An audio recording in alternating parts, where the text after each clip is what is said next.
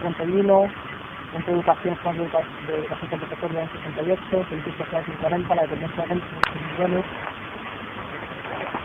Bueno, pues el fenómeno de exclusión social que todo esto va a generar, que todo esto va a seguir alimentando, porque la gran exclusión social se va alimentando de que muchas veces se dirá que va a ser muy marcado. No sé si sabéis que la cifra de familias que están por debajo de la pobreza ya supera el 22% en España. Y que España tiene el índice de Gini ahora mismo más alto de toda la región. El índice de Gini es un índice que mide la desigualdad. Tómalo el porcentaje. ¿Qué índice tiene? 34. Toma el porcentaje del total de la renta nacional, del total del pastel, digamos, del ingreso nacional, que el 10% de las familias más ricas, el segundo 10% de las familias más ricas, el tercero, el 10% de los más pobres, y de cómo está distribuido, ¿no? Y si eso es perfectamente distribuido, es decir, que el 10% de las familias más ricas tiene el 10% de la renta nacional, el segundo 10%, diciendo que cada uno de los mismos segmentos, si es un 10%, el índice sería de 0. Si es totalmente mal distribuida, es decir, que el 10% que dio la renta nacional sería de 0. Con el 10% dividir en Chile, con Chile sería el 20%, pues el índice de España ya se bastante.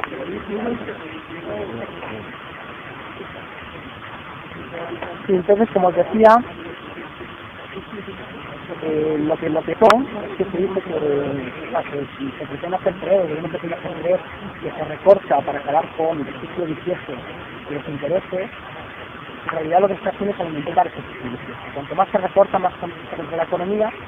Supongo que también habéis visto las previsiones de Fondo Monetario Internacional y de todos los internacionales, dicen que España va a ser la segunda economía que menos crezca del mundo, solo por delante de Grecia.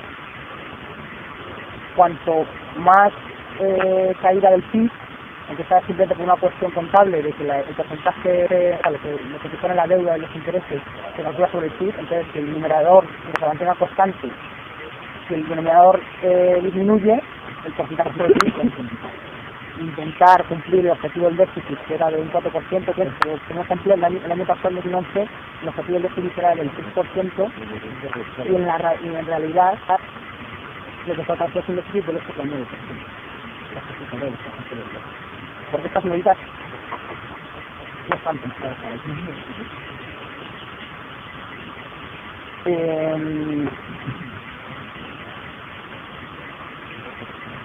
Para hacernos una idea, el gasto no financiero, el gasto total, que no son intereses, debe estar con 300.000 millones de euros.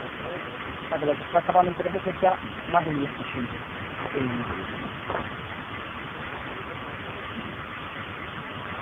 ¿Verdad que la vista no financiera? Sí, una financiera que claro, que no son intereses. Los corrientes, los corrientes, lo demás.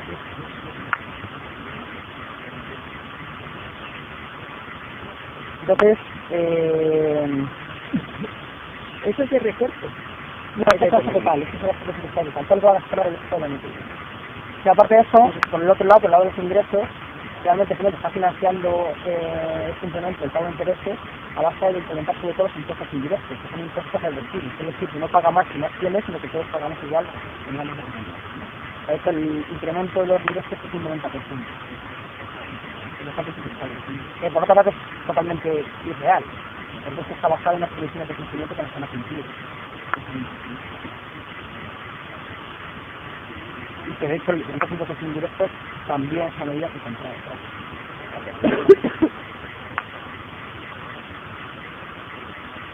Bueno, pues yo estoy haciendo cálculos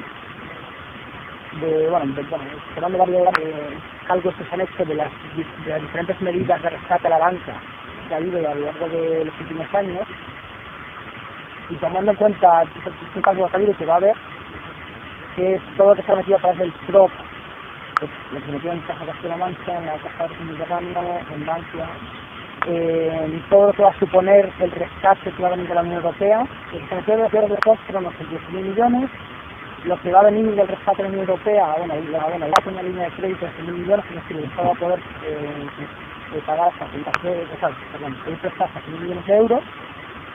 Dicen que se van a pedir 40.000, al principio. Y luego la creación del denominado Banco Malo, que va a comprarse los activos a todas las casas, activos inmobiliarios que tienen los bancos, saliendo desde aquí a un periodo en España, no sé si está conectado ese periodo. Se supone que hay como... No, muy bien. No te quieres que te interesa. Bueno, se supone que hay como 180.000 millones de activos inmobiliarios tóxicos, activos tóxicos que llaman. Pues el Banco Malo se va a comprarle a los bancos privados unos 90.000. Estas son cifras que yo soy economista y bajo las cifras que estoy haciendo muy bien y creo que deben tener alguna referencia, ¿no? Pero el caso es que si se suman total, bueno, y sin tener en cuenta que no sé si sabéis que yo estoy más a base de todo,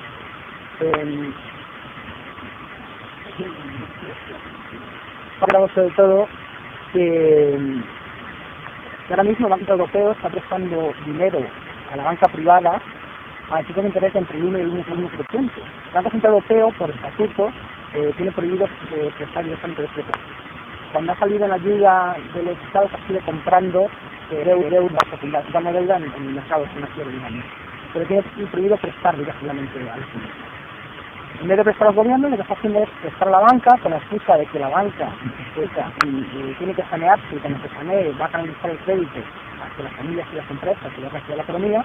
Que la banca, en vez de hacer eso, lo que está haciendo es préstamos en la Banca Central Europea al 1,5%, que son préstamos subvencionados, y comprar la deuda pública, porque van a tener deuda pública, y lograr unas rentabilidades del 5 o 6%.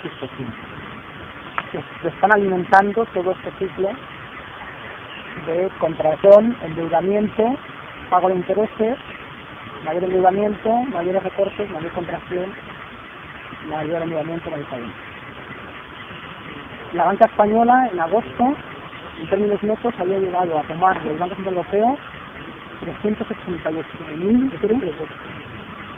¿Cuántos? 400.000. Yo creo que en términos netos son 300.000.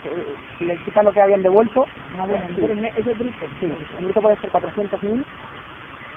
Es que todo el gasto total del Estado en el que viene, ¿no?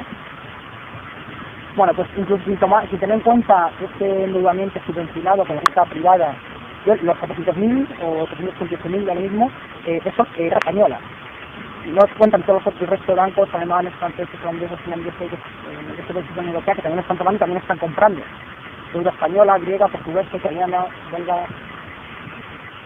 Sin contar esos 388.000 o 400.000 ahora mismo, el total de días a la banca, el año que viene, una vez que se ejecute el Banco Malo, que se pida el rescate, probablemente cuando todas las elecciones de hoy se pedirá, va a ascender a 218.000, a mí cálculo mensual es 218.000 millones de euros. 218.000. Yo tenía en total que la deuda era 1.600.000. No, la deuda no, el total de ayuda a la banca. El dinero de todos los bancos de los que... No pasa nada, pero es el total de dinero que el Estado ha inyectado de manera directa o indirecta al banco. Al Estado, no el Banco Central Europeo. Al Estado. O sea, ayuda directa a la banca. El dinero, los contribuyentes, o el endeudamiento del Estado, de manera directa, en forma de garantías, avales y demás, son 218.000. De esos 218.000, inyección directa van a ser 73.000. Calculamos, no cálculos, pero hablando cálculos de otra gente. Mañana, de hecho, creo que el lógico que recibe que se va antes en el punto se va a es decir, de esos 18.000 millones de euros es el 20% del PIB de España. El total de lo que se produce y el total de actividades económicas que hay en la economía española en un año, suficiente hacia la banca. Ya la Comisión Europea, los datos oficiales de la Comisión Europea cerca de 3.000 o 3.000 había ido en esto como a 5% de la banca. Es decir, contra el vino, contra educación. Bueno, hay dos datos que están abajo y que se están dando para estos sectores. El primero, que es la deuda total de España en el año, la deuda del Estado en el año 2007 hacemos una cifra eso del 39%. Básicamente, la deuda total del Estado acumulada de los últimos, de todo el cual era del 39% del PIB. El límite de la Unión Europea, el límite de los criterios de estabilidad presupuestaria de la Unión Europea es el 60%. Es muy por debajo. A pesar de toda la retórica del despilfarro estatal, los ineficientes salarios de la corrupción y demás, es muy por debajo. Sin contar a Letonia, a Hungría, a distintos países, de los países de las economías más grandes en Europea o de las regionales de la Europa del 12 o del 15, tenemos la economía del Estado, tenemos el nivel de Estado. En solo 5 años se ha duplicado por toda esta socialización de las pérdidas. Ya en 2012 el porcentaje sobre el PIB va a pasar de ese 40% al 80% y en 2003 va a llegar al 90% del PIB. Aún así, todavía este año, a pesar de esto, estamos por debajo, si no por debajo del porcentaje de deuda que tienen Alemania, o Francia, o por supuesto Italia, Portugal y Grecia. Sustancialmente por debajo. O sea, no era culpa, la crisis no era culpa del Estado y el Estado español no estaba culpado. Por otro lado, se nos decía, bueno, es que todos participamos en la burbuja inmobiliaria, ¿no? Todos nos aprovechamos de esa burbuja, sacamos un beneficio. Bueno, que es un dato que he encontrado hace poco de un otro economista que se llama Eduardo Garzón, se llama Alberto, diputado en el Congreso, le había sacado datos del Banco de España y decía que el 40% de las familias más pobres, bueno, más pobres, pero también de pobres, el 40% de pobres y clase media, dedicaban, de primero estaban mucho menos endeudadas, de lo que estaba endeudado el 10% de las familias más ricas, mucho menos. Y lo segundo es que ellas se endeudaban, 3/4 partes de las deudas que habían contraído era para pagar la hipoteca, era una hipoteca de la primera vivienda. O sea, no era deuda para comprar una segunda casa para especular y sacar en beneficio, sino que era deuda que había tomado para tener su vivienda, que es un derecho social básico y que además está reconocido por la Constitución. O sea, que no todos, es que la gran mayoría no vivimos. O sea, de hecho la gente joven, no comprando esto. Yo por lo menos creo que no tengo amigos que no. Porque tengo bastantes amigos que no pueden hacer. No tengo un amigo que hace. Yo tengo 32 años. Bueno, de hecho, eso, la gran mayoría de la deuda total de España, que hay muchos cálculos, yo he recibido un conocido de este cálculo completo que es muy difícil. Pero hay, la economía española en su conjunto, entre el Estado, el Estado, el banco, las empresas, las familias, todos sumados, tiene una deuda de un 300% de su PIB.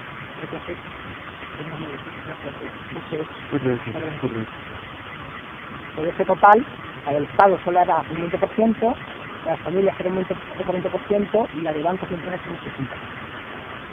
Y dentro de las empresas, y el total de las empresas, el 25% era deuda de las grandes empresas, ni siquiera de las pymes. O sea, toda la retórica del hemos vivido por encima de nuestras posibilidades es la retórica que diferentes países.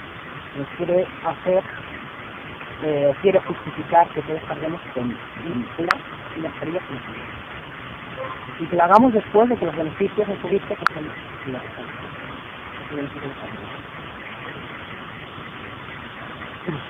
bueno,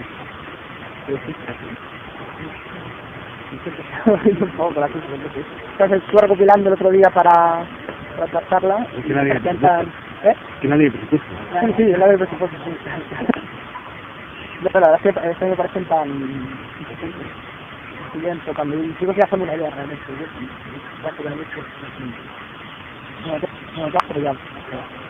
Pero bueno, ¿qué hacer frente a esto, no? Yo leí también hace unas semanas en Francia que han presentado los presupuestos, más o menos al mismo tiempo que está haciendo en España, ¿no? Y que el gobierno de Hollande en Francia había aplicado medidas sustancialmente diferentes a las que había aplicado nuestro gobierno. Bueno, lo primero hay que decir que el gasto de intereses de Francia también es la primera partida de gasto en el presupuesto.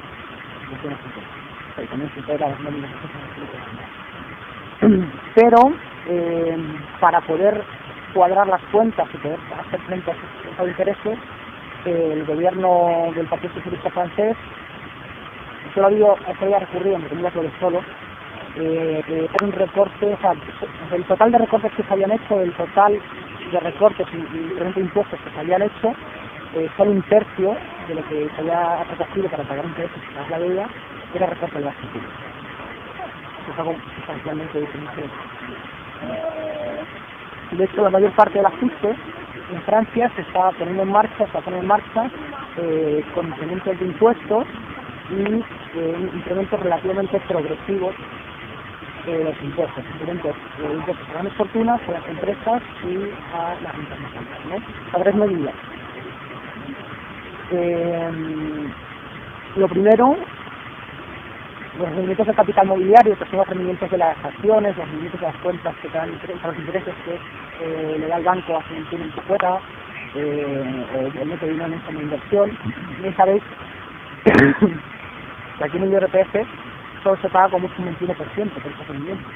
Que uno, si tiene un sueldo alto, puede llegar a pagar un 43% de lo que cobra trabajando en impuestos de la renta, y sin embargo, si tiene unas plusvalías o unos beneficios por acciones que no son rentables o porque no tiene un impuesto de inversión, solo va a pagar un 21%.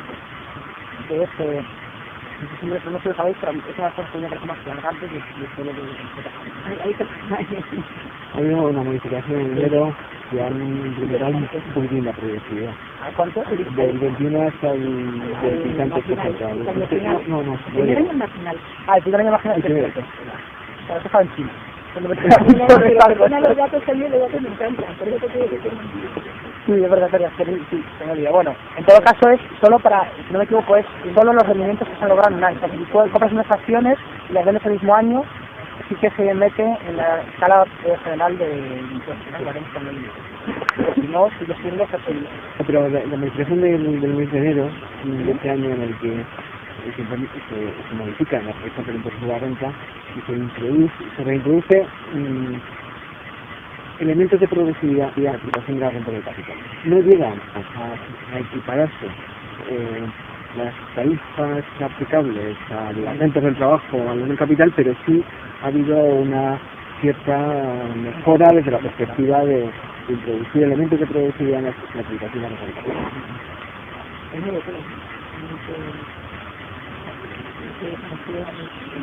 Bueno, se poniendo hasta ahora, creo que pagaba el 21%.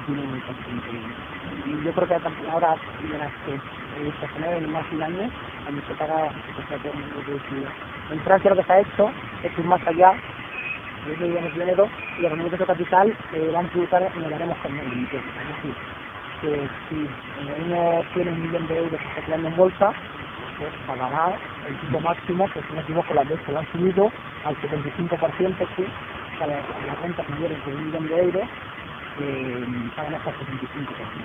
Y las mayores de 150.000 euros pagan las han subido en Francia por 75%, el 45%. Por otro lado, han reformado el impuesto de sociedades, que si no me equivoco, el último dato que leí, en España el tipo efectivo en impuestos sociales, el 30% para las empresas, el 25% para las pymes, el tipo efectivo que se pagaba después de las subvenciones, exenciones, amortizaciones y demás, era del 11%, lógicamente para las empresas. Pues también han tomado varias medidas de reforma en Francia, reducción de impuestos sociales, de tal manera que han eliminado muchas de estas reducciones. Por ejemplo, la reducción de estas financieras, las reducciones de la compensación de pérdidas de los empleados. Y por último, han aumentado, hay un impuesto de solidaridad de las grandes fortunas, que es para los grandes patrimonios, los patrimonios que superen 1,31 millones de euros, los que tienen un patrimonio mayor de 1,31 millones de euros, descontada la vivienda habitual y estas cosas, que pagan un impuesto. El pago que lo que uno podía llegar a pagar por este impuesto, que tenía este patrimonio, tenía un límite, que no podía superar, no me acuerdo cuánto era, pero ese límite lo acaban de subir y van a poder pagar hasta el 75% de los impuestos anuales de este impuesto.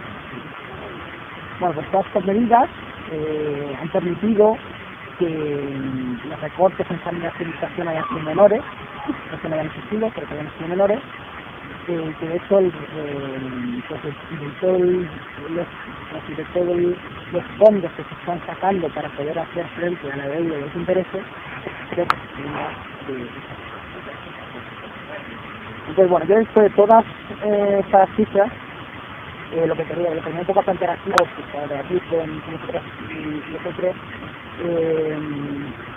era bueno, si tenemos que aspirar, ¿qué es esto? Lo que tenemos que aspirar es esto, lo que tenemos que pedir a nuestro gobierno, o tenemos que ir más allá de eso.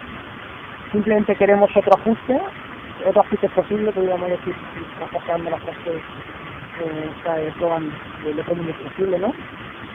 O no nos vale con esto. Esta que nos tiene que darnos simplemente el pedir otro ajuste, o intentar ir más allá y cuestionar la misma lógica de la cuestión. Entonces, bueno, mi respuesta pues, me creo aquí,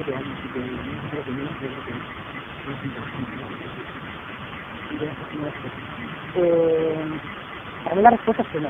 Porque yo creo que el ajuste no es simplemente una cuestión de quién paga contablemente la factura de la crisis, sino que es una cuestión de un ataque general a los derechos sociales que tenemos. O sea, hay muchos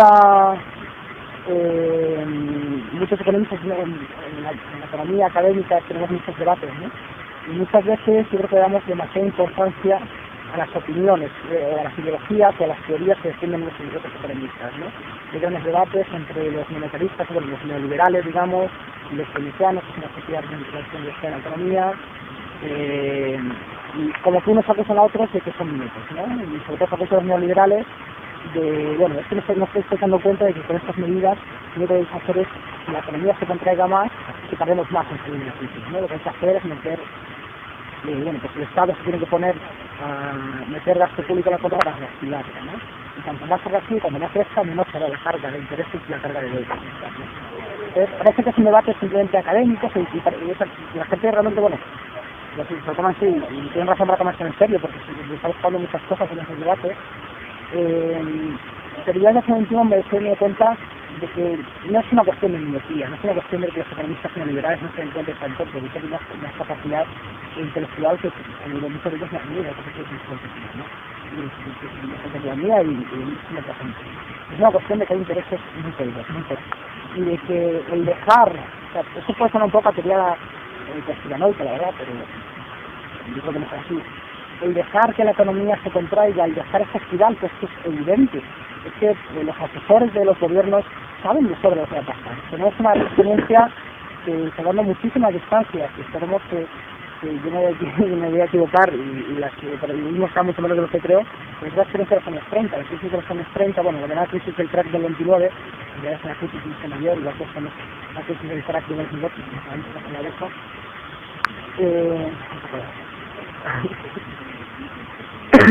Es muy parecida en muchísimos sentidos a lo que estamos viendo ahora, con muchísimas diferencias en el proceso de integración económica y monetaria que hay ahora, pero la crisis tuvo, o el estallido de la crisis tuvo origen financiero y las causas reales que sabemos que eran diferentes, pero también fue un estallido financiero, después un proceso de liberalización de la regulación financiera y económica en general muy fuerte, y también, aunque no había un proceso de integración monetaria tan fuerte como el que había en la Unión Europea, lo que está era un sistema de comercio internacional basado en el patrón oro, bueno, no muy en detalle, pero que también había habido un impulso muy grande al libre comercio, ¿no?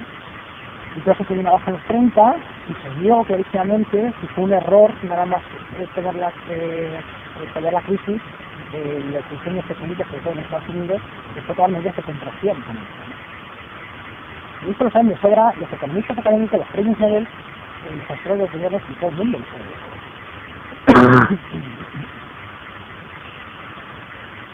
Por tanto, si no te si se sigue en la senda de políticas que todos tenemos clarísimo que lo único que van a hacer es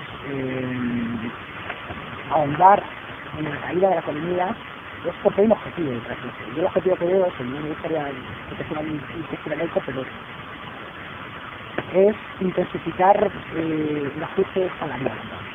O sea, sabemos de sobra que, bueno, cuanto más que la economía, más paro se está generando y que están en una economía absolutamente estamos ayudando, y lo que está generando eso es una contracción de los salarios muy grande, porque tenemos el parque disciplinador de los más potentes, ¿no? más que cualquier reflexión que pueda llevar a cabo la policía. Y de hecho se nos dice que la manera que tiene la fórmula de salir de la crisis es reduciendo los salarios. O sea, que es mentira, supuestamente la lógica es que los salarios no son consecutivos permanentes, tendremos más, y no sé, tampoco no tenemos este debate, pero hay un artículo que está en compañeros de los temas que las exportaciones no nos van a sacar la crisis. Y que si nos sacan no será a base de reducir salarios, sino en todo caso a base de mejorar nuestra estructura productiva, para vender productos de nuestra valor enemigo, los contenidos tecnológicos, etc. Más aún, es que podríamos hacerlo, los trabajadores españoles que estamos formados y formados perfectamente, y no hay más que ver que los señores están en Alemania.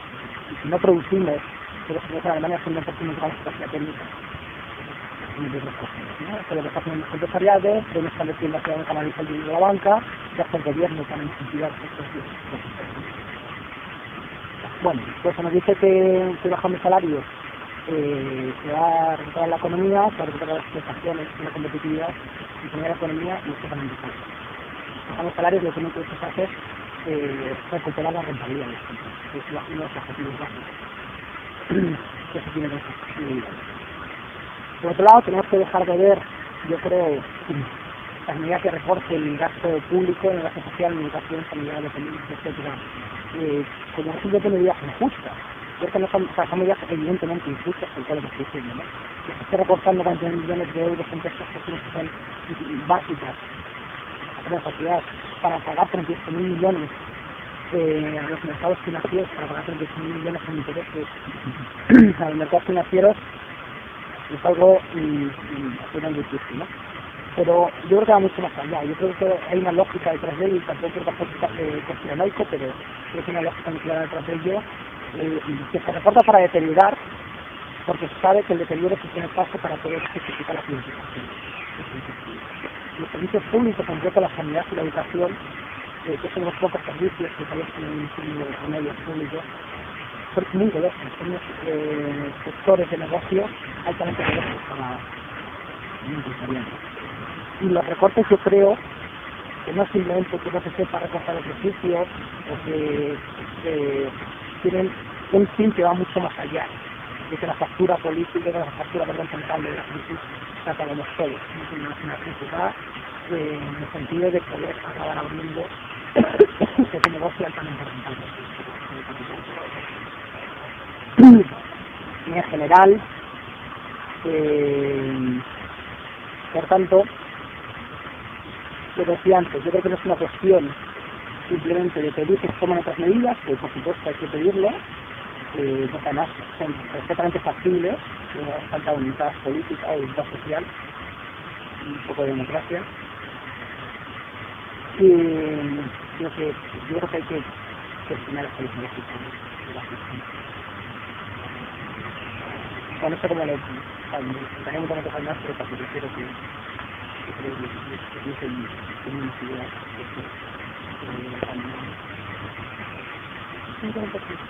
que tiene dispuestas, yo lo que explicaré esto. No pasa nada.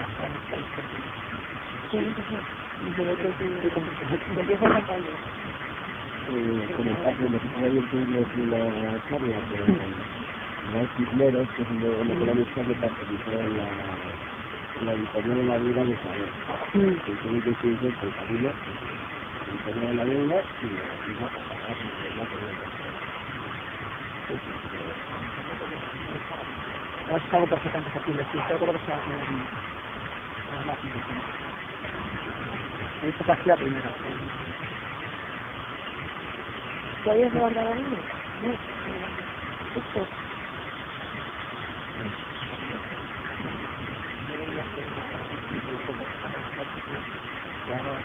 Las fiscalías corregidas que se hacen de gobierno, las plantaciones corporativas que realmente tenían trampa. ¿Era un poco más amplio? Si tenían trampa esta reforma, porque sobre el papel las plantaciones corporativas van a pagar más impuestos, pero lo limitaba a las personas físicas. Y la mayor parte de las especulaciones no son necesidades de las personas físicas, las públicas. Entonces, antes ha comentado algo de que había fraude seguridad, pero no sé si... Esta última normativa no me la das en detalle, no sé si... Es cierto que siempre se va a aplicar a las personas físicas, porque evidentemente si la operación financiera la hace una persona física, pues va a estar publicando estos tipos que están comentando tú, que al final se quedan en el 9%. Realmente hay un hueco importante.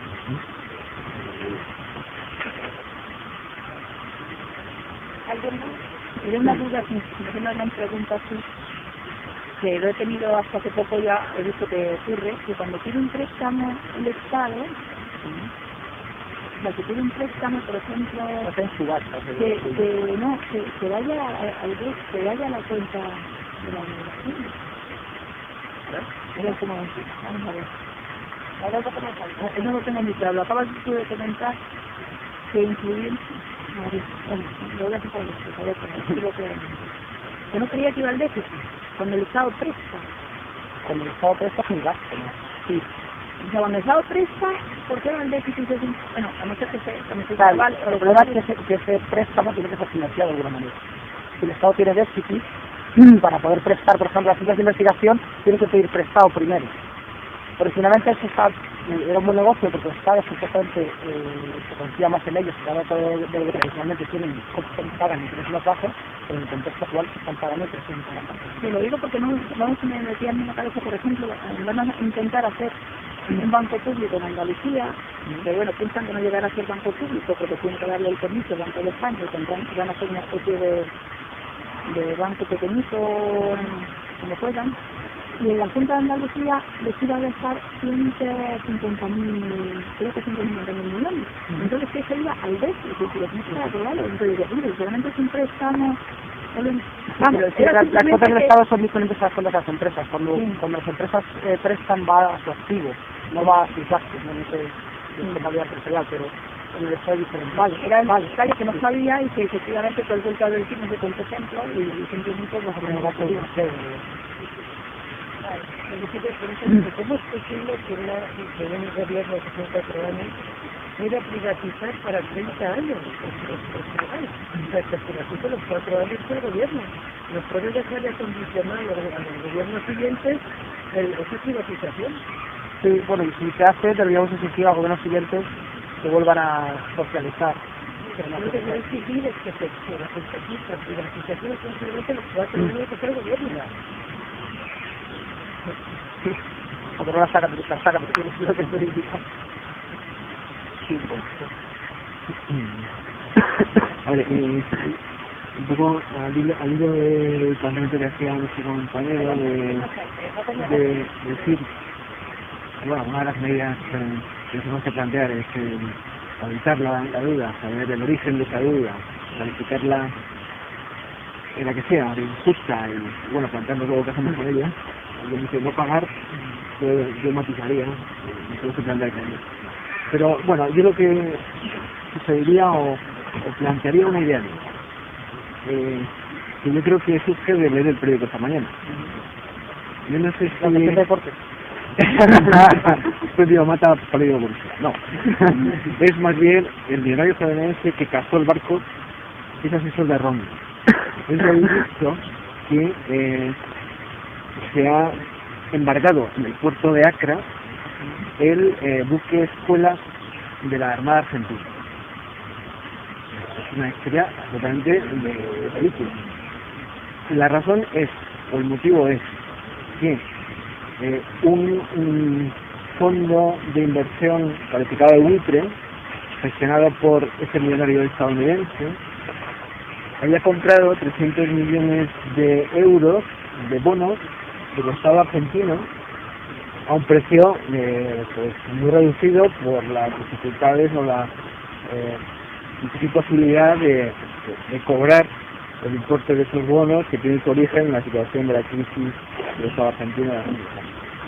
Entonces, lo que hace este fondo de inversión, que tiene unos abogados magníficos, que tiene una cantidad de recursos monumental, es desarrollar una serie de acciones políticas y judiciales y de lobby para intentar cobrar el valor nominal de esos bonos que habían comprado mucho más barato.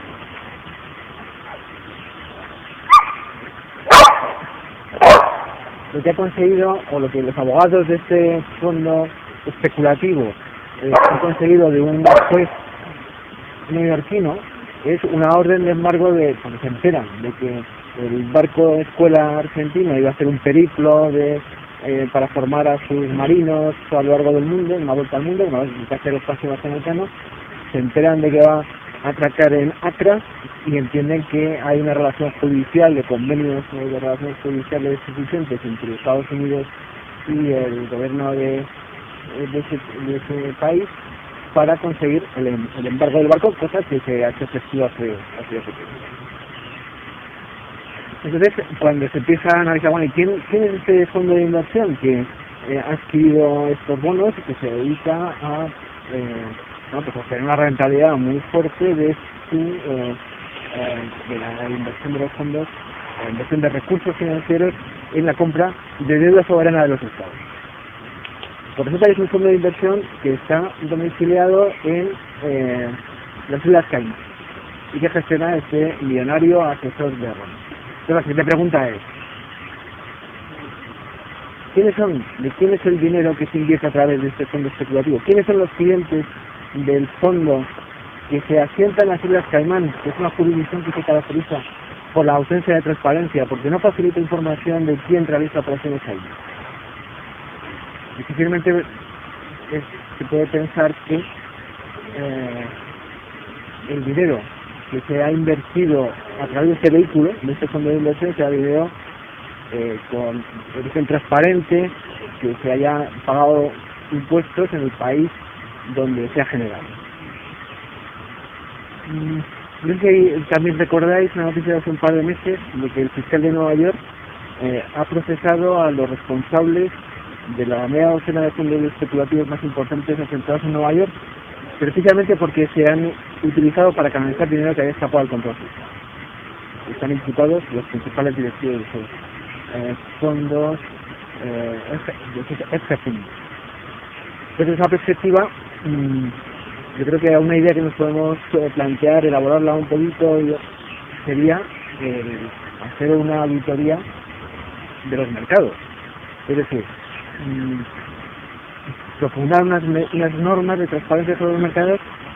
Queremos saber quiénes son esos mercados, poner nombre y apellidos de esos mercados financieros, porque yo creo que está bastante claro que esos beneficios descomunales que se han generado en lo que se llama la burbuja financiera inmobiliaria en porcentajes pues enormemente significativos. Hoy también venía la noticia del dato que da Libre García Cristóbal de Vice España, que dice que el 25% del PIB es economía oculta. O sea, ya lo tuve, estamos trabajando con el 21,5% del estudio del FUNCAS, de las cajas de ahorro de esta primavera. Pues los de Vice España, que están con los medios de pago y saben los nichos de mercado que hay para compiten con el dinero electrónico que puede tener algún tipo de control, pues ya lo sitúan en el 25%. Bueno, pues en definitiva, lo que debemos de partir de la idea de que las instituciones que componen o que integran los mercados financieros están dando cobertura a la inversión y canalización de ingentes cantidades de dinero que en porcentajes muy significativos provienen de la desgravación fiscal, del robo y del expolio de las bases imponibles fiscales de los países donde se han generado. Desde esa perspectiva, es decir, una transparencia de los mercados financieros para saber quién está invirtiendo realmente en deuda soberana, yo creo que es una líneas de acción eficaces sobre lo que es el fraude fiscal asentado en los paraísos fiscales. El dinero que las bases imponibles que nos han robado y que están situados en los paraísos fiscales. Cuando resulta que la última iniciativa del G20 resulta que hemos propuesto en este documento, que es modificar la regla de transparencia y exigir que sea el cambio automático de información entre los países la norma para examinar si una jurisdicción es un paraíso fiscal y debe estar en una lista negra o no, porque ha aceptado esa regla de transparencia, ha aceptado el intercambiar información, dar la información de quiénes son los que tienen fondos en Suiza, en Sur, en los territorios que son constituyen paraísos fiscales. Yo creo que eso es algo que deberíamos de poner encima de la mesa, porque es en definitiva lo que ha aprobado el G20 y la decisión que ha dado la OCDE, una acción eficaz contra los paraísos fiscales, pero sin embargo luego no se pone en marcha y no hay una iniciativa ni un impulso político para hacer efectivo esta norma de transparencia que les permitiría conocer quién tiene dinero ahí, y podríamos desarrollar iniciativas para traer mejorar la situación de la financiación de nuestra economía. De nuevo, una anécdota o un dato que resulta de la noticia de las noticias de esta semana. La acción que se ha desarrollado es un policial contra la mafia china. Hoy en el periódico describía la operativa que estaba desarrollando esa mafia para blanquear carteles que habían escapado al control fiscal. Como hay 250 acaudalados empresarios, dice el periódico, que habían blanqueado fondos, habían reciclado fondos con el auxilio de la mafia. ¿El procedimiento cuál era? Estos acaudalados empresarios que habían generado unos capitales monumentales en la época de la inmobiliaria, que los tenían situados en paraísos fiscales, cuando necesitan traerlo a España para invertir en sus empresas o para realizar algún tipo de actividad, pues una forma útil y segura de no despertar sospechas en el Banco de España, en los controles que hay sobre el movimiento de balanza de capitales, es se poner en contacto con la mafia china. Entonces los chinos, que generan unas cantidades de dinero en efectivo importantísimos en su actividad comercial y que no tienen que hacer con ellos, lo quieren llevar a China, pero tienen que darle salida, lo entregaban a estos empresarios a cambio de qué? A cambio de que los empresarios, desde las cuentas que tenían en paraísos fiscales, hacían una transferencia a cuentas que controlan las cuentas suyas en China. Entonces, a través de ese mecanismo de compensación se estaban blanqueando. Es simplemente un dato que pone de manifiesto la enorme relevancia cuantitativa que tienen los fondos que en este momento los grandes empresarios españoles tienen en paraísos fiscales. Entonces, 250 empresarios que deben ser los más arrasados, los más locos, que utilizan una mafia china para manejar sus capitales que han situado en paraísos fiscales. Y las cifras que ha dado el ministro del Interior hablaba de 300 millones de euros anuales que se estaban blanqueando por ese procedimiento en los últimos 5 años. Es una cantidad muy importante. Nosotros habíamos evaluado en nuestros documentos que el importe del fraude fiscal que se generaba como consecuencia de la utilización de paraísos fiscales lo cifrábamos de forma estimativa para las fronteras del mundo en 20.000 millones de euros anuales.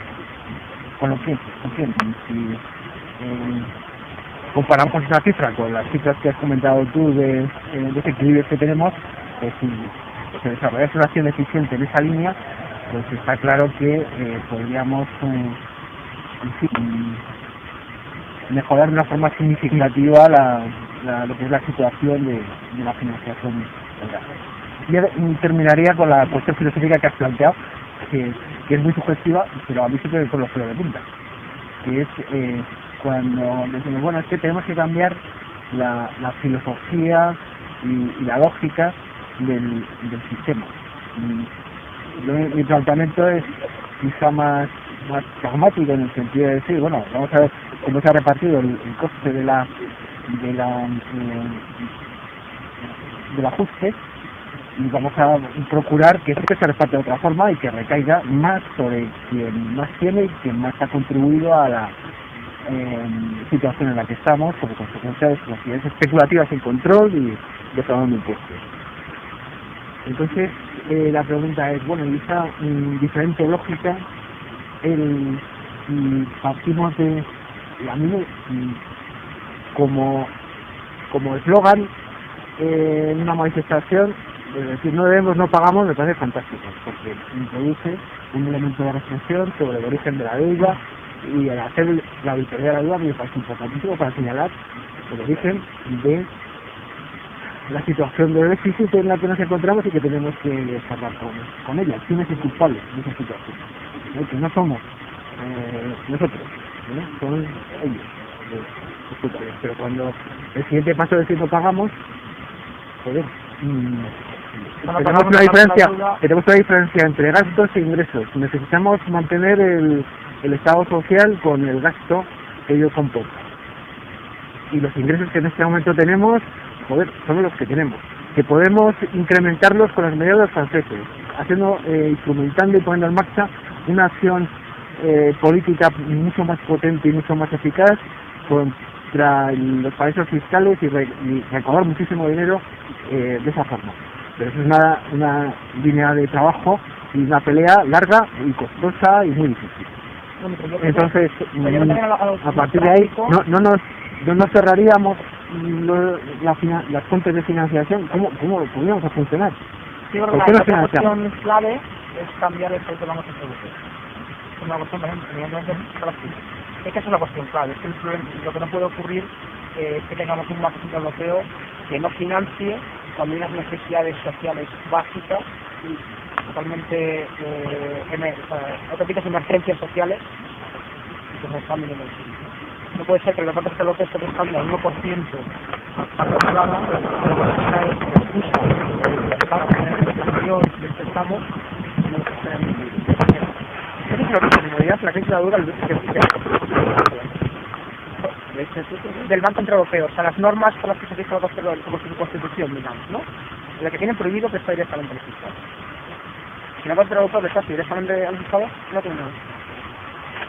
Porque el endeudamiento no sería un tipo de interés del 6 o el 7%, si es un endeudamiento al 1%, o probablemente a la misma tasa que es la tasa de inflación.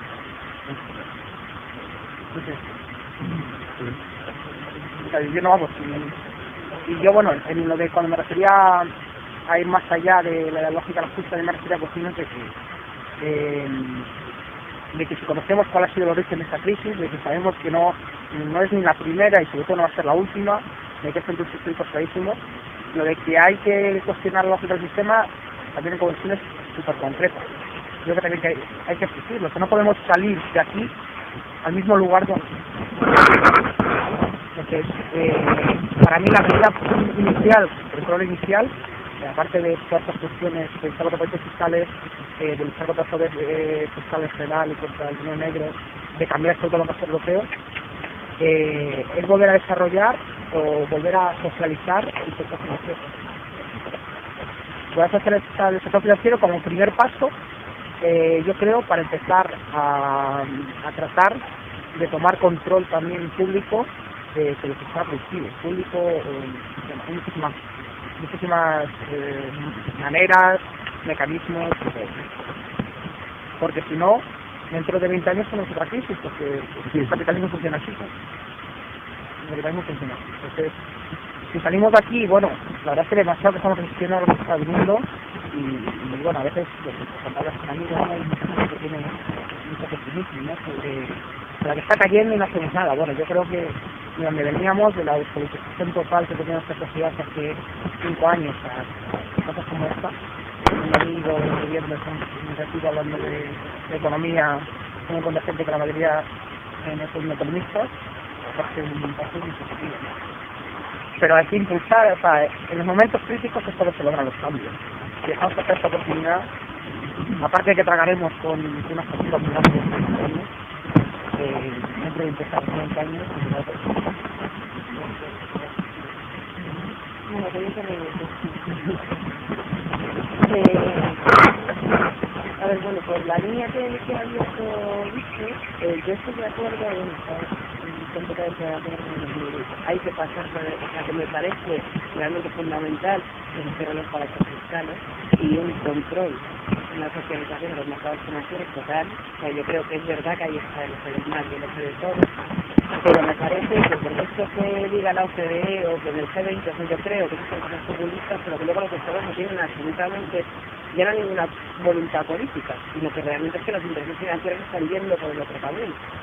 A mí una noticia que me pareció significativa de la mandé es que de repente, en esta época de ultrajustes, recortes y menos funcionarios públicos, se va a abrir un consulado en las Islas Marshall. Nuevo, porque no hay. Ahora, de repente es necesario abrir un consulado español en las Islas Marshall. O sea, que me parece significativo, también anécdota, evidentemente igual el coste de un paraíso fiscal, pero que me parece que realmente marca un poco por dónde va la voluntad política. O sea, no, y por ejemplo, que aunque evidentemente es mi tema, pero el hecho de que quieran basar la solución de la crisis del sistema productivo ya no en Eurovegas, sino en Barcelona World, en las ciudades Ferrari en Valencia, o sea que al final todos esos complejos son mecanismos del Banco de Dinero, o sea, son centros de la y de la gestión. O sea que yo creo que por mucho que diga la OCDE, por mucho que diga el G20, evidentemente el camino que quieren llevar es eso, y la voluntad política que hay es exactamente la contraria. Me parece básica esa lista, pero que no, y que evidentemente los 80.000 millones de, o sea, por nuestras propuestas hemos sabido que, además con las cifras que hemos dado, 80.000 millones de euros al año defraudados, 20.000 en paraísos fiscales. Si tú haces una reforma fiscal a un sistema más progresivo, es que no hace falta hacer ninguna ninguna. O sea, las cifras que te has dado se compensan, porque son cifras realmente significativas, no estás hablando de una anécdota, no estás hablando de que se defraude algo que dentro de los presupuestos generales del Estado sería una cantidad que no solucione nada, sino que sí, que claro que soluciona, porque es evidente y que yo no creo que sea ya, o sea, si es lo que has dicho tú, que es mucho más gestión en el caso de seguramente. O sea, no es una cuestión de voluntad política, es de la lógica del sistema. O sea, evidentemente, según el sistema capitalista solo se basa en el crecimiento infinito, cada vez va a haber menos reparto. Entonces, cada vez va a verse deprimir a una mayor parte de la población con ciertos países como están haciendo ahora. Y yo creo que esta crisis creada va más allá de las privatizaciones. Lo que va es a que dentro de 10 años la situación de hoy va a ser una normalidad. O sea, lo que crean es una normalidad de una situación excepcional, de una situación de crisis. Y dentro de X años, y yo no creo que sean ni 10, el hecho de el pensar en la última reforma laboral no nos va a parecer tan malo. Y que seguramente, y ojalá me equivoque, a no ser que lo cambiemos, nos parecerá positiva. O sea, normalizan lo que ahora es una crisis. Ya no es ni siquiera, yo no quiero que tampoco volver hace 5 años. Yo no creo que la solución esté en volver atrás. Realmente yo creo que la solución está en cambiar el sistema de base. Porque no hay otra solución. No hay otra. Sí, evidentemente, y la voluntad política que está directamente ligada con esos intereses financieros, que son los de los que hablas tú, los que se nos escapan completamente, pero que están completamente vinculados, o sea que realmente la crisis es piranoico total, pero que no es una cosa de... O sea, España es otro monigote que hay que manejar dentro de que esto se sostenga, y cada vez es más difícil de sostener. Cada vez que hay un piso y que ven que el reparto se tiene que cambiar, se genera una crisis.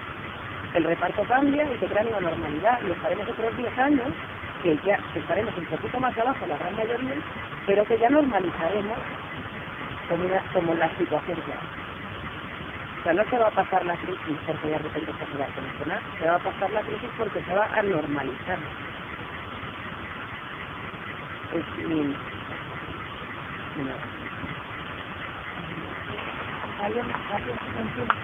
Yo me acuerdo hace unos años,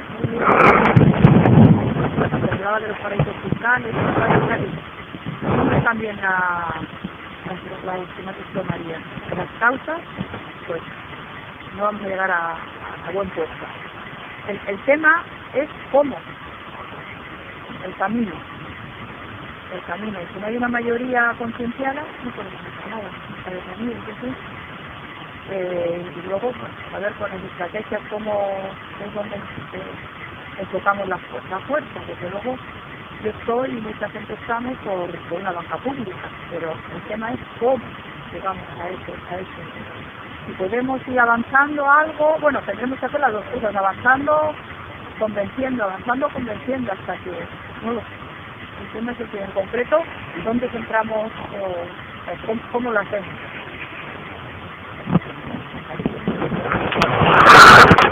Un poco, yo creo que cada vez es más fácil hacerlo, porque precisamente el proceso natural del capitalismo es una concentración y el capital es menos más. Y entonces yo creo que llega el momento en que ya queda muy claro que es mejor expropiar a uno, pongamos un botín o a media docena, y que nos beneficiemos todos de esa expropiación, a no que nos estemos probando y estemos aquí pasando necesidad. Y creo que también hay otras circunstancias. Yo le parece una ingenuidad, perdón. ¿Cómo? ¿Eso cómo se hace? No, te lo respeto con mucho cariño, pero me parece una ingenuidad. Yo creo que perjudicado, ya digo, sería unos pocos beneficiados, como se hace ya. Claro, es la pero cuestión. a lo mejor por las malas, no sé por las malas. Pero hay otra cuestión, que es que la crisis es cíclica en el capitalismo. Al capitalismo le viene muy bien. O sea, necesita la crisis como las plantas de la boda, o sea, porque realmente de la desgracia es parte más de la vida. Y yo recuerdo un ejemplo así histórico que contaron una vez, que no sé si era la fábrica de la granja de porcelanas o de cristales, que creo que se la cargaron las tropas inglesas cuando nos vinieron a ayudar para echar a los franceses de Napoleón. Y claro, la fábrica de porcelanas o de cristales era cristal, pero es que les hacía la competencia a los porcelanos ingleses. Entonces aprovecharon que venían, destruyeron la fábrica, entonces ya un competidor menos. Entonces el capitalismo pues funciona de esa manera. Ahora mismo, con todas estas cosas que están pasando, aprovechan para quedarse con el agua, quedarse con la educación, quedarse con lo que no tenía todavía. Y claro, si se piensa, es una barbaridad que alguien gane dinero porque una persona calme su sed. No es que no haya que pagar el precio que vale el agua, el precio que vale, pero no que alguien viva a cuenta de eso, sin hacer nada. Entonces, yo creo que cada vez va a estar más claro en esta sociedad lo que pasa. Ahora me parece que es demasiado, porque cuando se vota, los partidos que estamos implicados en todo ello, ¿no? Bueno, la publicidad, la televisión, la producción, Claro. No se puede entonces sí es posible, yo no discuto eso que pienso que habría también que cuestionar las elecciones de software, cuestiones como encuestas, un porcentaje tan grande que dan de carta blanca a los mismos que están haciendo todo esto, ¿no?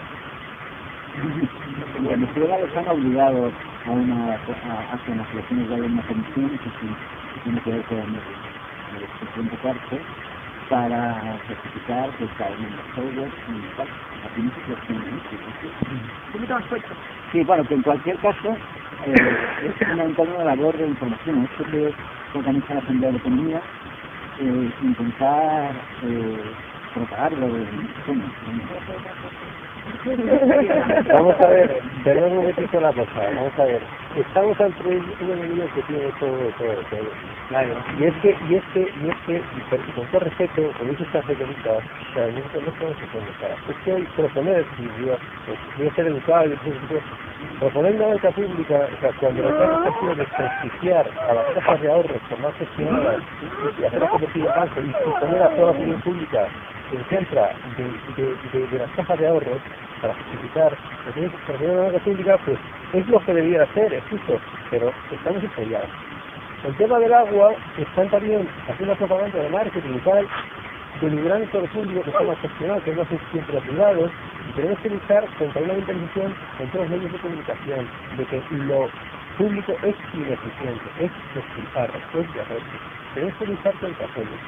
Y el problema de la concentración, de que hay un banco de botín que se nos propia, al contrario, Botín entonces será tan poderoso que el gobierno será un lacayo, y un lacayo no es propia sino ellos. Por favor, que hay que dar muchas vueltas a las cosas. Lo último no te lo he entendido, la verdad.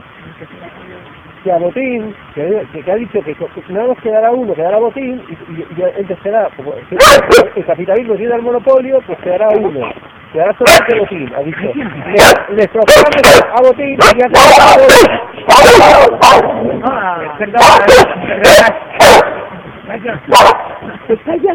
Ya te lo quito.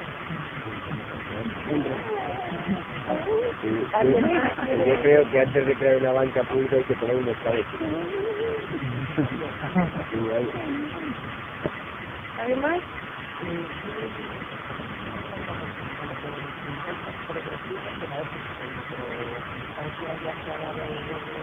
fuerte. En Francia ya se ha dado la historia de que van a subir estos impuestos al mismo tiempo que el impuesto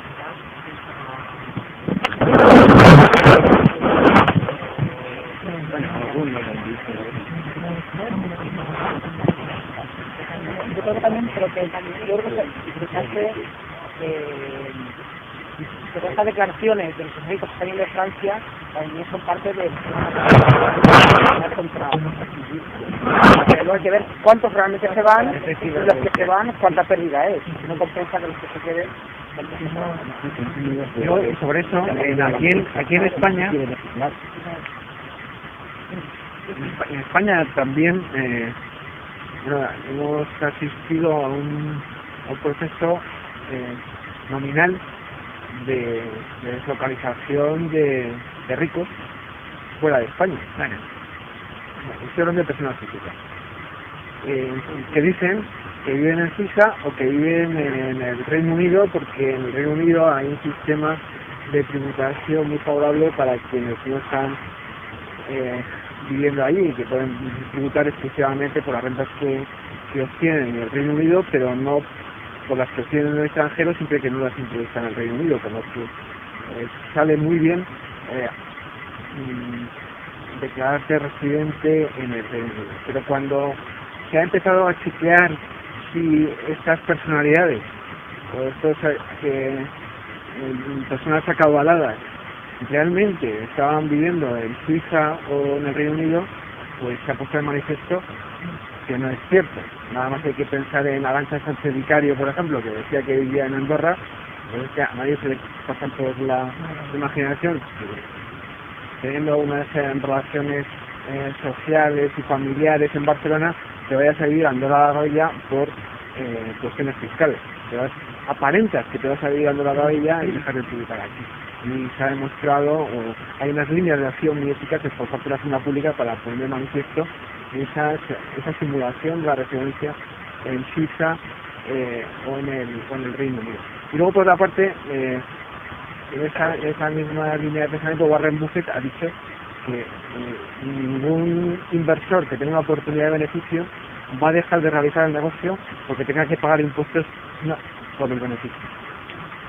Nadie desprecia un negocio porque tenga que pagar un 25% o un 30% del beneficio que va a obtener el negocio.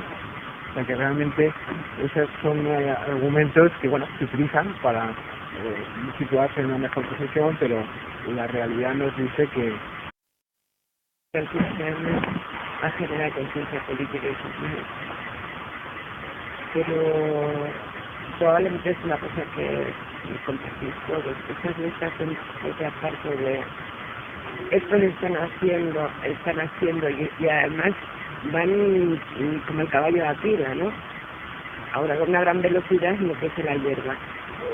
Sin embargo, nosotros todavía los ciudadanos todavía estamos en la fase de protesta, de queja, de enterarnos que en realidad, como si no tuviéramos mecanismos, estamos como que ha dicho ella. ¿Qué hacemos? Además de estas cosas que son fundamentales, la denuncia contra los de Bankia, pues es un ejemplo de cosas que hay que hacer, ¿no? Porque la verdad es que no creo que no me gusta decirlo, pero como la impotencia, ¿no? Al cansancio. O sea, yo de hecho me he empezado a justificar a no ir a todas las manifestaciones porque es agotador. O sea, quiero decir que como a lo mejor Bueno, perdón, No, quiero decir que tal vez todavía estamos en un punto álgido, pero que, no sé, mira que el 15M ha habido gente creativa con una grandísima imaginación para hacer cosas, pero como que nos hemos estancado en algo, ¿no? Y eso siguen haciendo. Esto sí los demás, no creo que esto sea algo que nos ocurre solamente en España con la desgracia de ustedes gobierno. Entonces, la verdad es que no tengo nada que proponer, lamentablemente, no se me ocurre nada, pero si lo lanzo. Con el cómo, pero estamos muy acostumbrados los temas de manifestaciones para pedir, para que los gobiernos tomen medidas, que bueno, que tienen su razón de ser y en vez de manifestarse para iniciar negociaciones y tal, pero yo creo que también tenemos que empezar a pensar en un modo mucho más en la base de nuestras vidas diarias.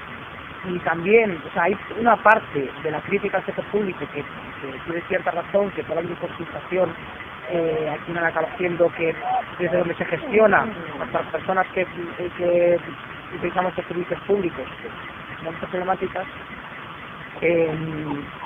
Y creo que tenemos que empezar, además de la acción política en la calle, tenemos que empezar a tratar de tomar de alguna manera la gestión de nuestras vidas y nuestra economía. Y esto va desde la gestión de los barrios, pues en Grecia el partido que se está haciendo parece ser es que los hospitales que están quedando sin fondos se están empezando a gestionar con los propios trabajadores. Pues yo creo que parte de cómo los trabajadores están trabajando y no tienen sueldo. Pues no conozco el funcionamiento concreto, pero a lo mejor las tasas que esté cobrando el Estado, pues les paga directamente al hospital, a los propios trabajadores que se están gestionando. Obviamente los trabajadores no es una cuestión de que los trabajadores trabajen. Yo creo que es una cuestión de que el Estado nos está dejando totalmente desamparados, que se deba renegociar de nuestra economía. Hasta donde podamos, obviamente, si tampoco quiero parecer que se puede trabajar y para todo parecer utópico, ¿no? Pero esto se puede concretar en cosas muy de tomemos nuestros barrios, empecemos a gestionar nuestros barrios, empecemos a gestionar las empresas, que en Argentina después de la gran crisis hubo un movimiento de toma de fábricas que se habían cerrado y los trabajadores las venden. Eso, ¿sabe? Eso ha perdido mucho de pasable, que yo he hablado con las compañías argentinas que me dicen que muchas veces se han reincorporado ya las dinámicas de mercado habituales, pues algunas han cerrado, que quedan pocas, pero durante un tiempo dieron de vivir a mucha gente. Ellos continuaban con facilidad y tenían la producción a los mismos clientes que tenían antes. Entonces, yo creo que en el cómo también, aparte de las grandes cosas, en la auditoría de la deuda, que me parece fundamental, de la lucha contra el fraude fiscal, que es fundamental, lo que comentaba antes que también sobre todo el Banco Central Europeo, la fiscalidad progresiva, entre otras cosas, también tenemos que ir a lo cercano y a la gestión. Y también cuestionar, o sea, aparte el capitalismo también no es solo propiedad privada, sino que también es jerarquía de quién toma las decisiones, quién dirige, quién gestiona. Entonces, a lo mejor, bueno, pues hay experiencias de hacer, cada una ya tiene sus críticas, todas tienen sus limitaciones, pero experiencias de cooperativismo agrícola, o experiencias de toma de fábricas, experiencias de gestión comunitaria de los barrios, experiencias de esas cosas, que además lo que genera una sensación de, bueno, de menos frustración. Es decir, bueno, hemos conseguido que en el barrio la casa de cultura no dependa de la concejalía que la está honorando, sino dependa de los vecinos, ¿no? O la fábrica o una empresa que está cerrando, o que está haciendo un ERE que no se justifica de ninguna manera. O sea, que no sé, yo sé que suena así, pero nunca no sé. Yo tengo que aprender a pensar en estos términos, y este tipo de medidas. De acuerdo con esta acción y en cuanto a los cambios de hecho es un pensamiento que yo creo que se está perdiendo y que a mí me parece peligroso. Porque cuando nosotros empezamos con esta experiencia de salir a la calle y de realmente hacer política, porque es lo que estamos viviendo, y que a mí me parece que ha sentado un cambio, aunque no seamos muchas, pero que sí que ha sentado un cambio. Lo primero que sabíamos era que lo primero que tuvimos claro era que a nivel micro podíamos hacer cosas, que es la línea que está diciendo, Creo que a nivel macro, si vamos despacio, pues íbamos bien. Dentro de todas las cosas que nos implica este sistema, hay una que es muy perversa, que es perversa y a la vez natural, sobre todo cuando te está beneficiando, que es la impaciencia.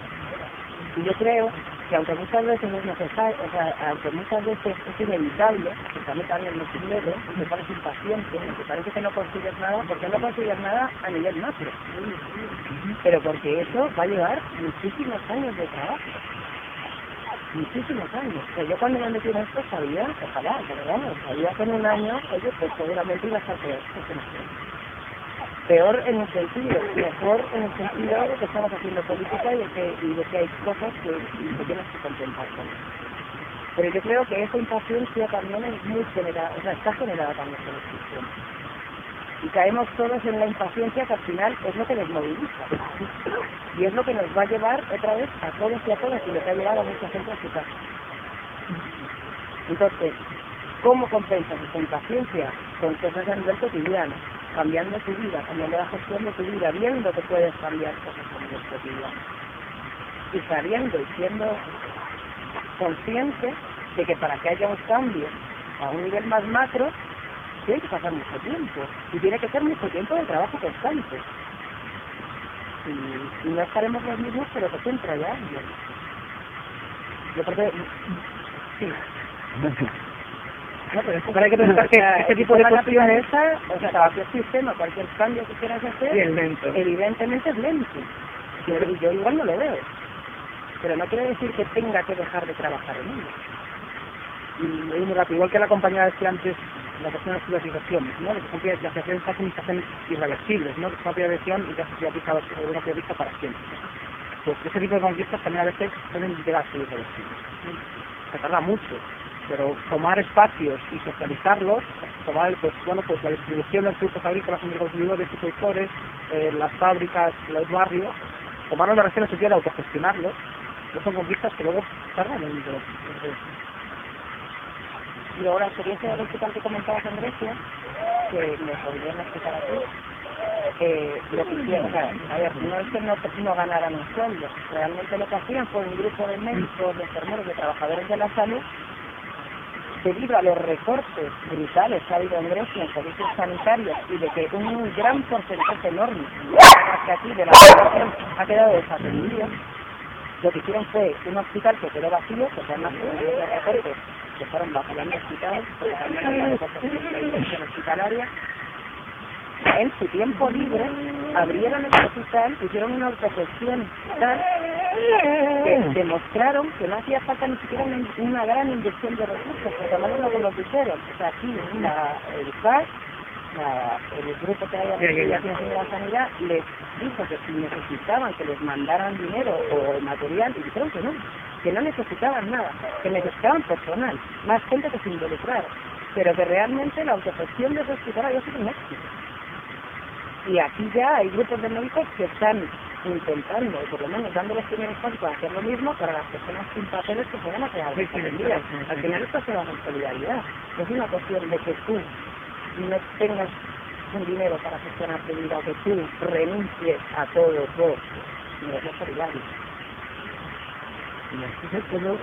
Otra propuesta que no queremos hacer tonterías, pero bueno, yo les digo, es que ellos lo tienen todo, los hospitales lo tienen todo, pero nosotros somos muchos.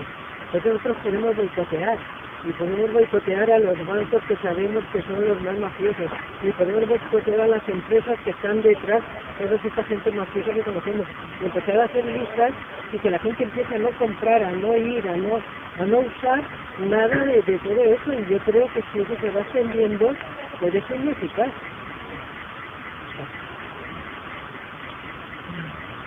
Yo me planteaba en la línea de lo que ha dicho María, vamos despacio porque vamos lejos. La cosa es esa. Lo que pasa es que en una situación como la que tenemos ahora, donde los ataques son brutales y lo que tenemos en cuestión es algo central, yo creo que deberíamos de plantearnos, en mi opinión, líneas de acción inmediatas y eficaces. Y en ese sentido, el decir, en este momento como reflexión, como crítica, autocrítica del movimiento, el que el 15 no sea capaz de trabajar con una voz única, a mí me parece una de las principales limitaciones que tenemos como movimiento. Que no somos capaces, no tenemos una voz única, no somos capaces de... El 15M dice esto sobre la ley de presupuestos. No somos capaces de hacer un papel que diga, los presupuestos tenían que incluir estas 8 medidas. Eso, solidificar alrededor del Congreso una asamblea del 15M en el que se debatiesen estas 8 medidas, se aprobasen y se metiese en el papel. Me estoy estudiando un poco lo que han hecho la gente del diciendo esto. Meter el papel del 15M con lo que tenían las medidas que tenían que incorporar los presupuestos en el registro del Congreso, por ejemplo, como medidas inmediatas eficaces al combate. Ir a la cumbre social como 15M con ese papel y decir, nosotros como 15M nos apuntamos a la cumbre social, sí, en la cumbre social asume ese papel. Y en la huelga general del mes de noviembre a nivel internacional incorporamos estas 8 medidas que tienen que ir en los presupuestos de por ejemplo. En líneas de reflexión que yo me plantearía mañana la economía. O sea, yo creo que estamos intentando hacer algo realmente nuevo y hacer algo muy costoso, que es una cuestión horizontal de personas, además con ideologías muy distintas. Es algo muy costoso. Hay gente que por esa impaciencia está animándose a llevar una gestión más vertical, que evidentemente es la que conocemos y que es mucho más fácil y más rápida, sí. Pero bueno, yo creo que, por lo menos desde mi punto de vista, yo voy a seguir apostando, porque realmente creo en la inteligencia colectiva y en ciertas cosas que han demostrado durante este año que funcionan, en construir algo distinto. O sea, vamos a tomar el Congreso y que no hay incidencia. A mí y abrimos un proceso constituyente y en ese margen de tiempo que me da más miedo más todavía lo que puede pasar en este margen de tiempo y incluso que lo que hay ahora, ¿no? O sea, es que realmente hay que trabajar, ¿no? Las cosas, ojalá no hubiéramos llegado hasta aquí, es que hemos dejado al final que el sistema nos arrastre y al final hemos caído a callar por esto en un momento que ya estábamos arruinados. Me lo que está terminando. No puede robar, ¿no? Pero bueno, yo creo que este es un debate que tampoco viene a... No es el momento, no es el momento.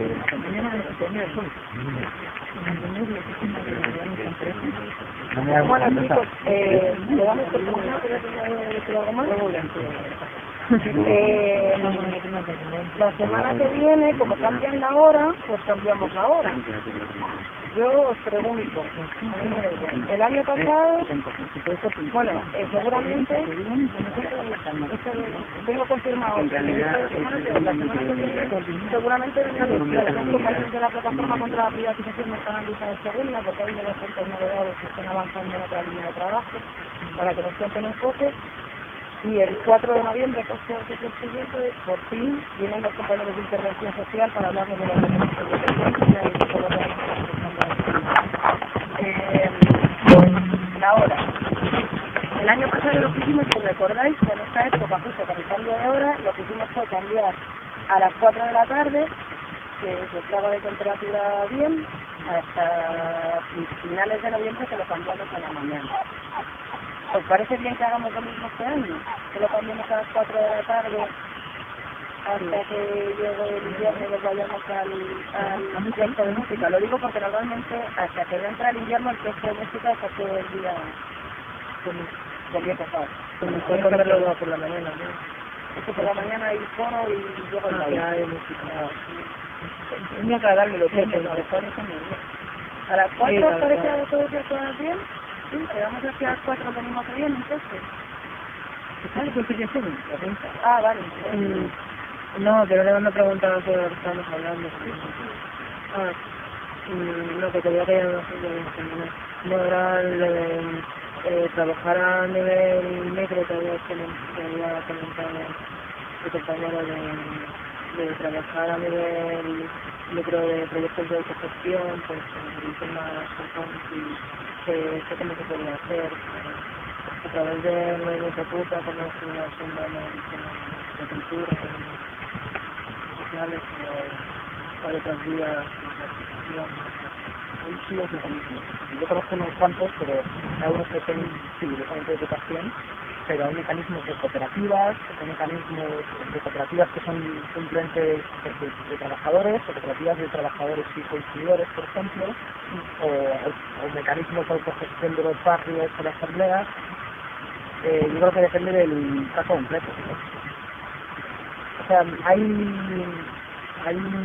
institutos de ciencias económicas de alta gestión que están empezando a trabajar sobre estos temas y es bien, lo que comentaba, hay estos son las fechas con los procesos súper bien.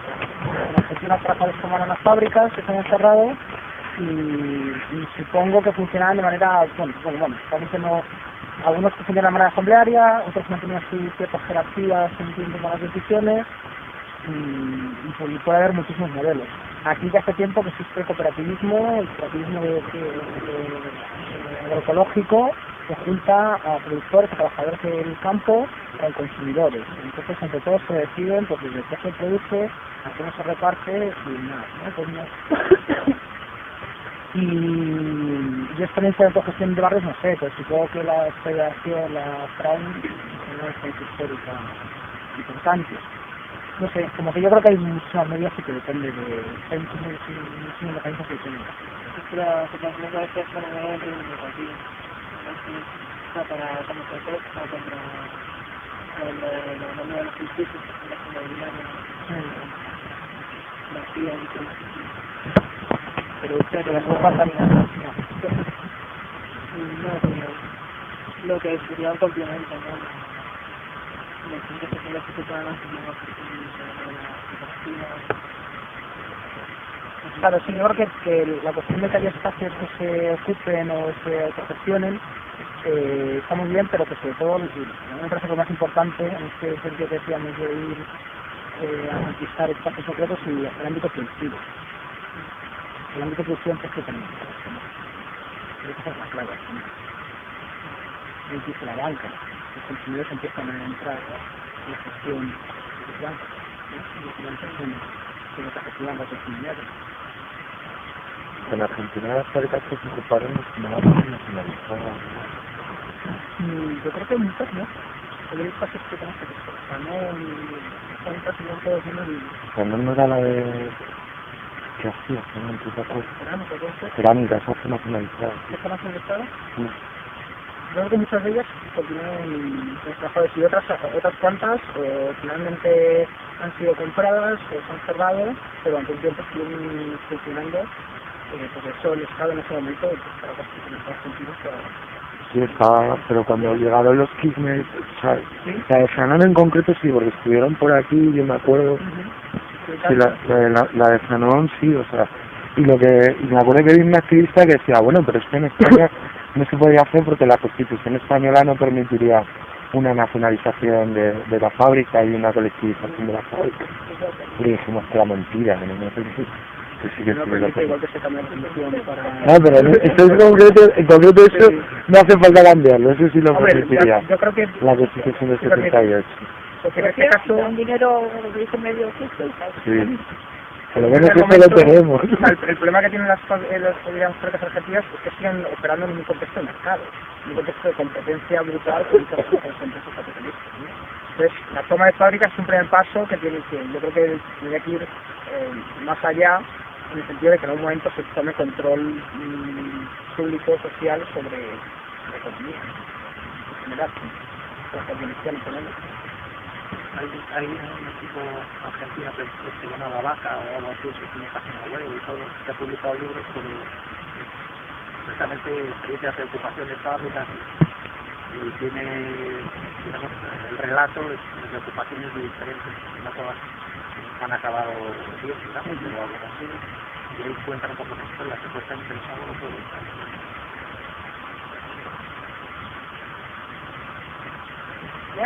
Gracias al ponente, ¿eh? No, gracias a nosotros, gracias. Muy bien, joven pero aprovechado.